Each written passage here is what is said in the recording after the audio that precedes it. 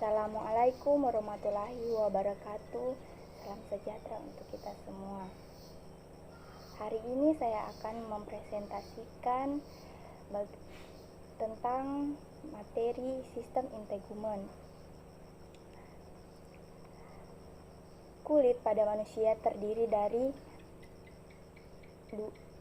dari dua, yaitu epidermis atau turunan dari ektoderm. Yang kedua adalah dermis, yaitu turunan dari mesoderm.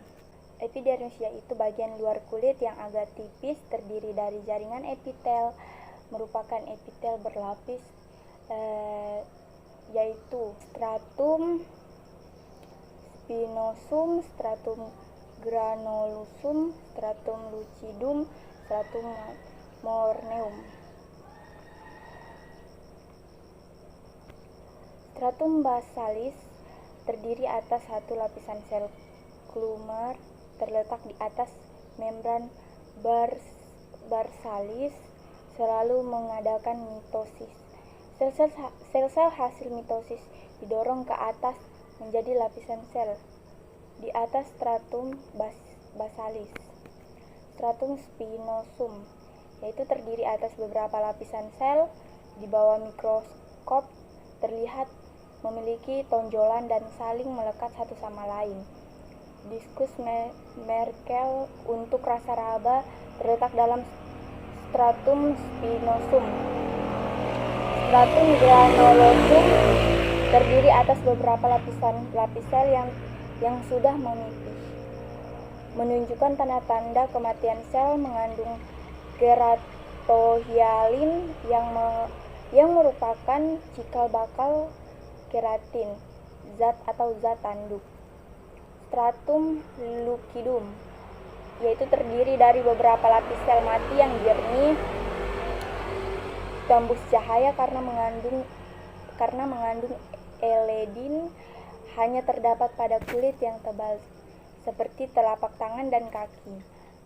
Kemudian stratum corneum terdiri dari puluhan lapis sel yang mati, kemudian membentuk pipih dan penuh dengan keratin, membentuk lapisan kedap air, selalu luluh dan digantikan oleh lapisan bawahnya. Ditinjau dari jenis sel penyusunnya, epidermis mengandung 4 jenis sel. Yang pertama keratinosit, yaitu sel epidermis yang sedang dalam pembentukan keratin. Kemudian paling banyak di epidermis. Yang kedua, sel Langerhans, yaitu seperti makroprak yang berasal dari sumsum tulang, penting dalam pembentukan imunitas. Yang ketiga, sel Grunstein, yaitu berperan dalam penyajian antigen kepada supersor T-sel. Sel berperan dalam sistem imunitas. Yang keempat, melanosit, yaitu pembentukan pigmen melanin.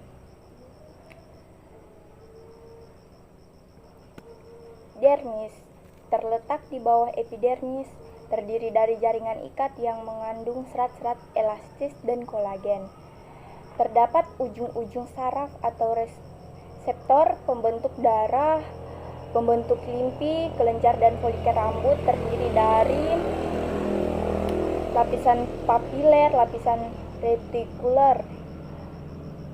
Lapisan papiler merupakan bagian atas dermis, mengandung papila dermis, terdapat pembuluh darah, kapiler, dan korpus Meissner atau reseptor raba.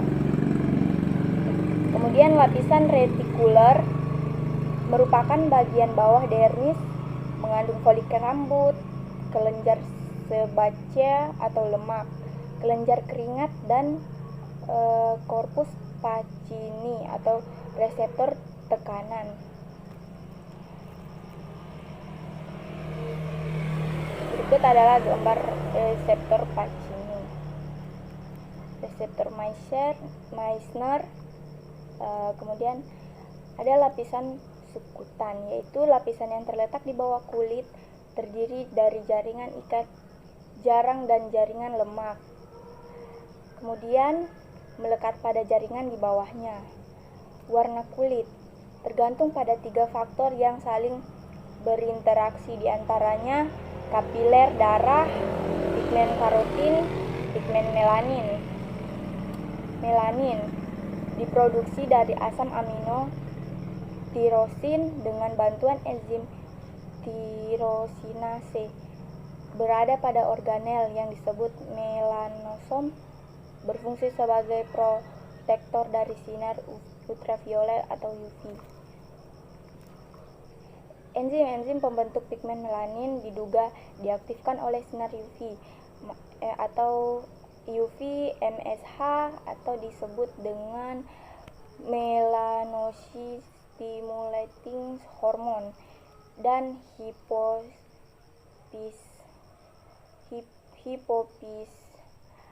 Penyakit kekurangan kemampuan memproduksi melanin disebut albino.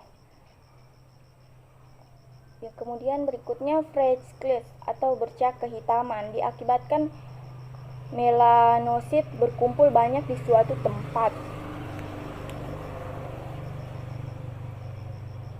Warna-warna kulit pada manusia dari paling kiri yaitu orang Eropa, orang Afrika, dan orang Asia. Sidik jari. Sidik jari itu gambaran khas dari tonjolan dan lekukan pada permukaan kulit telapak ujung jari, tangan, dan kaki. Ditentukan secara genetis, setiap orang itu berbeda-beda. Tidak akan berubah sepanjang hidup. Telah terbentuk pada janin ketika epidermis berkembang menyesuaikan diri dengan perkembangan tonjolan papila dermis. Pada telapak tangan dan jari terdapat kelenjar keringat yang bermuara pada tonjolan epidermis pada jari. Derivat epidermis ialah struktur tubuh yang berkembang dari epidermis sewaktu janin, meliputi beberapa bagian itu rambut dan kuku yang berfungsi sebagai proteksi diri dari lingkungan luar. Kelenjar-kelenjar yang berfungsi mempertahankan suhu tubuh dan membasahi kulit atau rambut. Rambut. Batang rambut. Lapisan terluarnya mengandung keratin.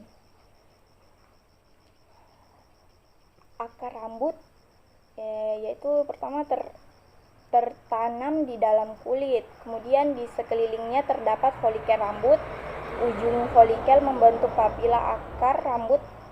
Papila akar rambut diselaputi oleh satu lapisan sel germinal. Terdapat ujung dendrit yang melingkar-lingkar sebagai reseptor haba. Folikel rambut terbentuk sewaktu fetus berumur sekitar 4 bulan. Dari folikel tumbuh lanunggo atau pada bayi yang baru lahir. Lanunggo dan rambut lain pada bayi akan luluh dan diganti dengan rambut kasar. Warna rambut tergantung pada pigmen melanin yang dikandung. Melanin terbentuk oleh melanosit yang terdapat pada lapisan germinal folikel dengan bantuan enzim tirosinase. Otot penegak rambut.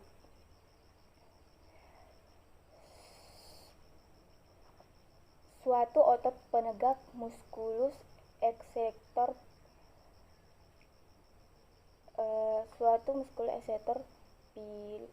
pili yang menghubungkan akar rambut dengan papila dermis.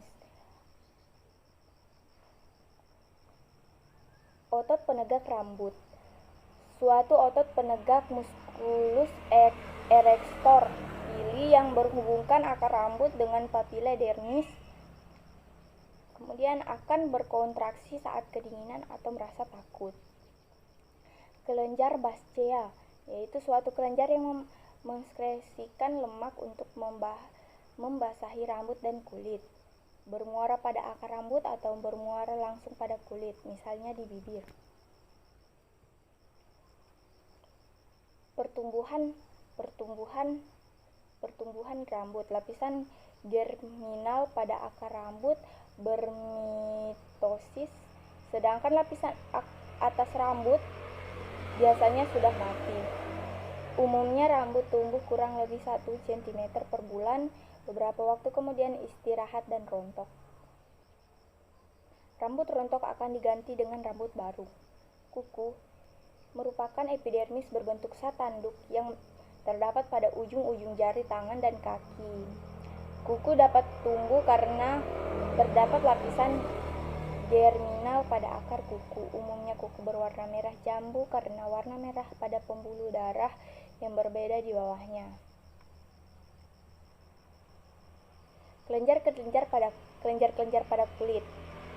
Kelenjar keringat. Yang pertama, kelenjar keringat. Kelenjar keringat menghasilkan keringat atau terdiri dari air, garam urea, sedikit asam amino, asam lemak, dan amoniak. Kemudian keringat berfungsi dalam ekskresi dan keseimbangan tubuh. Kelenjar keringat di daerah ketiak dan selangkangan bersifat apokrin, sehingga keringat bersifat lebih kental dan kadang-kadang berbau. Kelenjar ceruminous itu terdapat pada telinga luar, di mana kelenjar keringat berubah menjadi kelenjar ceruminous. Bekerja sama dengan kelenjar sebasea atau lemak untuk menghasilkan serumen atau kotoran telinga. Beberapa kelainan klinik, yaitu luka bakar, merupakan luka yang ada pada jaringan tubuh karena denaturasi protein jaringan atau kematian sel yang disebabkan oleh panas, listrik, ataupun zat-zat kimia asam basah. Dapat terjadi pada kulit, selaput lendir, saluran pernafasan, saluran pencernaan, dan sebagainya. Gejala yaitu sakit, bengkak, merah, dan melepuh karena permeabilitas pembuluh darah meningkat. Luka bakar yang mengancam jiwa, shock, hipovolemik, volume darah menurun akibat permeabilitas pembuluh darah meningkat. Air, protein, dan mineral akan keluar dari tempat luka bakar dan tubuh akan kekurangan cairan, meningkatkan anuri. B. Infeksi terjadi bila epidermis pada kulit luka terbakar terkelupas. C. Gangguan pernafasan terjadi bila asap atau racun panas terhisap oleh paru-paru atau kerusakan pada saluran pernafasan. Faktor yang menentukan parah tidaknya suatu luka bakar. A. Prostacyl, luas bagian tubuh yang terbakar. Luas tubuh yang terbakar kurang dari 15%, kategorinya ringan. Luas tubuh yang terbakar 15-50% itu kategorinya sedang. Luas tubuh yang terbakar lebih dari 50% itu kategori berat. Pada orang dewasa, bagian kepala, wajah, dan leher 9%, bagian dada dan perut depan 18%, bagian punggung 18%, bagian lengan atas samping jari, tangan kanan 9%, bagian lengan atas sampai jari tangan kiri 9%, bagian kemaluan 1%, bagian kaki kanan 18%, bagian kaki kiri 18%. Total seluruh tubuh 100%. Pada bayi, bagian kepala, wajah, dan leher 18%, bagian dada dan perut depan 18%, bagian punggung 18%, bagian tangan atas sampai jari tangan kanan 9%, bagian lengan atas sampai jari tangan kiri 9%, bagian kemaluan 1%, bagian kiri kaki kanan 14%, bagian kaki kiri 18%. Seluruh tubuh 14%, bagian kaki kiri 14%, seluruh tubuh 100%, bagian seluruh tubuhnya 100%. B. Kedalaman luka bakar. Derajat 1, struktur yang terkena epidermis, gejalanya merasa sakit, merah, bengkak, tidak melepuh. Derajat 2, struktur yang terkena sampai bagian dalam epidermis dan bagian atas dermis. Gejala yang dirasa yaitu sakit, bengkak, merah, panas, dan melepuh. Derajat 3, semua badan, kulit, dan derivat epidermis sakit. Struktur yang terkena, jika derajat 3 struktur yang terkena yaitu semua bagian kulit dan derivat epidermis. Gejalanya sakit dari jaringan subdermis, merah, dan bengkak, tidak dapat diraba. Pertolongan pada luka bakar. Untuk derajat 1 dan 2, dinginkan area yang terkena luka bakar dengan mengalirkan air dingin pada daerah luka selama paling tidak 5 menit atau hingga rasa nyeri berkurang. Jika tidak memungkinkan, rendam dalam air dingin atau kompres dengan kompres dingin. Kemudian yang kedua, tutup daerah luka dengan kasa steril untuk menghindarkan dari resiko infeksi. Jangan bebat terlalu ketat untuk menghindari penekanan pada bagian yang melepuh. Kemudian berikan obat anti nyeri untuk mengurangi nyeri. Jangan mengompres daerah luka langsung dengan es karena akan lebih memperparah kondisi luka. Jangan olesi daerah luka dengan pasta gigi atau kecap pada luka. Jangan memecah bagian luka yang melepuh karena memperbesar resiko infeksi. Jerawat atau disebut acne adalah kondisi abnormal kulit akibat gangguan berlebihan produksi kelenjar minyak atau sebaceous gland yang menyebabkan penyumbatan saluran folikel rambut dan pori-pori kulit. Daerah yang mudah terkena jerawat: muka, dada, punggung, tubuh bagian atas, lengan. Munculnya jerawat sering terjadi pada masa pubertas yang disebabkan oleh perubahan hormon pada remaja, misalnya hormon androgen meningkat. Munculnya jerawat sering terjadi pada masa pubertas yang disebabkan oleh perubahan hormon pada remaja, misalnya hormon androgen meningkat. Hasil penelitian menunjukkan banyak 85% populasi mengalami jerawat pada usia 12-25 tahun. 15% populasi mengalaminya hingga usia 25 tahun. Jika tidak teratasi dengan baik, gangguan jerawat dapat menetap hingga usia 40 tahun. Bakteri penyebab jerawat. Bakteri yang menyebabkan timbulnya jerawat adalah Propionibacterium acnes. Bakteri ini ditemukan pada permukaan kulit orang dewasa. Walaupun ditemukan di permukaan kulit, bakteri ini hidup di dalam kelenjar dan sekresi minyak hingga di dalam folikel rambut.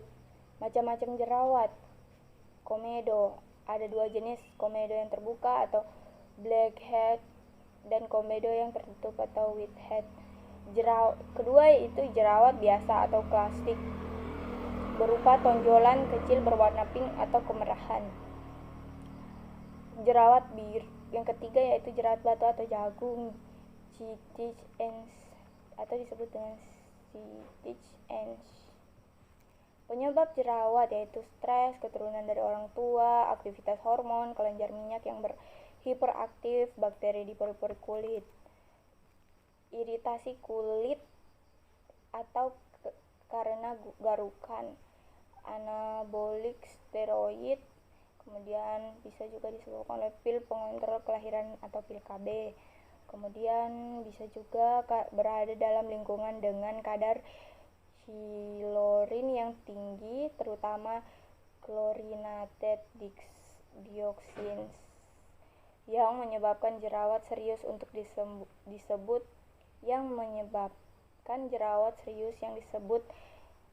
Chlorans. Cara pengobatan dan pencegahannya: bila kulit berlemak harus dicuci beberapa kali sehari. Pengeluaran komedo harus hati-hati. Pemberian krim atau gel dari stretionin atau turunan vitamin A. Singkirkan rambut dari wajah, cuci sarung bantal dan spray secara teratur. Kurangi penggunaan kosmetik, jangan pencet jerawat yang ada. Harus banyak minum air. Dermatitis atau eczema adalah peradangan pada permukaan kulit yang biasanya terasa gatal dengan tanda-tanda merah, bengkak, melepuh, berair, dan berkeropeng. Penyebab dermatitis eksogen atau dari luar, misalnya bahan kimia fisik, contoh sinar, mikroorganisme atau bakteri, jamur, terkena karbol, obat-obatan, cat rambut, getah tumbuh-tumbuhan, zat warna, kosmetik, dan lainnya. Endogen atau dari dalam, faktor endogen atau faktor yang berasal dari dalam, yaitu penyebabnya tidak jelas diketahui, sering dihubungkan dengan emosi dan keadaan bakat tubuh seseorang. Terima kasih, sekian presentasi dari saya tentang materi sistem integumen. Lebih dan kurangnya mohon dimaafkan. Wassalamualaikum warahmatullahi wabarakatuh dan salam sejahtera untuk kita semua.